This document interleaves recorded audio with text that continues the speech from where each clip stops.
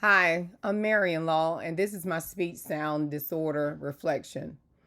A speech sound disorder is when a person who's often a child has trouble making certain sounds correctly, and it makes their speech hard to understand. This can manifest itself in different ways.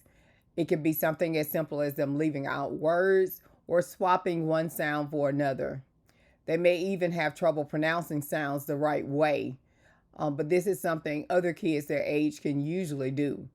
So it's not just about having an accent or making a mistake every now and then.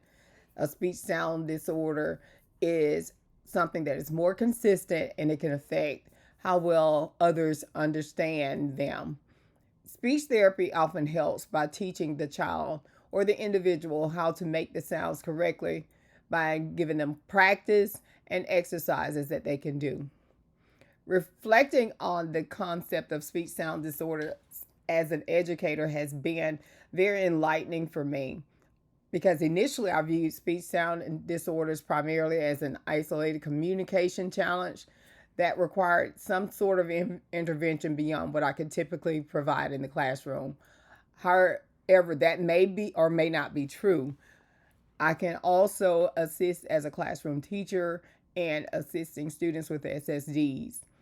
Engaging with the discussion and related materials and collaborating with speech language pathologists is useful, but also recognizing these issues as they are prevalent in the classroom is very useful for the child to help them adapt in the classroom and be successful. So, although there are things that are outside of my realm as far as being able to immediately implement, there are things that I could do in the classroom to help identify those students and then make the classroom environment more engaging and inviting for all students to participate. So, through this exploration, I have been able to appreciate more how speech sound disorders are not just about pronunciation difficulties, but how they can influence literacy skills, a student's self esteem, how they interact with their peers, and even how they interact with their teachers. And recognizing how connected speech sound development and academic success is, that has reshaped my approach to teaching.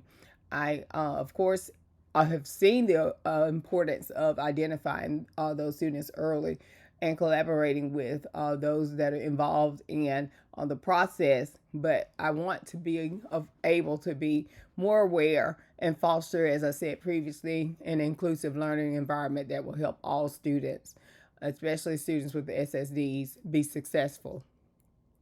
It has also invoked a sense of responsibility and empathy on my part. Made me reflect on students who I've had maybe in the past that were reluctant to express themselves verbally in class. I've also had some students who were totally nonverbal, even one on one with myself.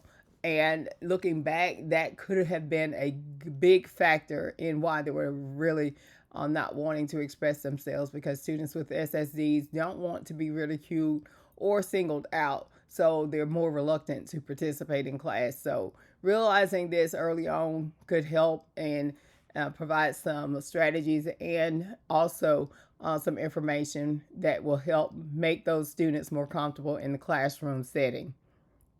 So I want to be one that advocates for their success, participation, and confidence so that they will be able to realize the goals that they have academically and otherwise. Speech sound disorders can have positive and negative impacts. And one positive that can come out of it is that students who normally have SSDs normally are more creative. They can be more innovative as far as their thinking is concerned because they're not used to operating like those students who have their full verbal capacity. So it could cause them to find other creative ways to express themselves. It can also foster empathy and understanding within the classroom setting with their peers, and make them, of course, more aware of the challenges that students with SSDs face. The negative effects: students with SSDs may have to struggle to articulate their words clearly, and it can also lead to misunderstanding and frustration on their part because they're constantly being faced with this challenge every day.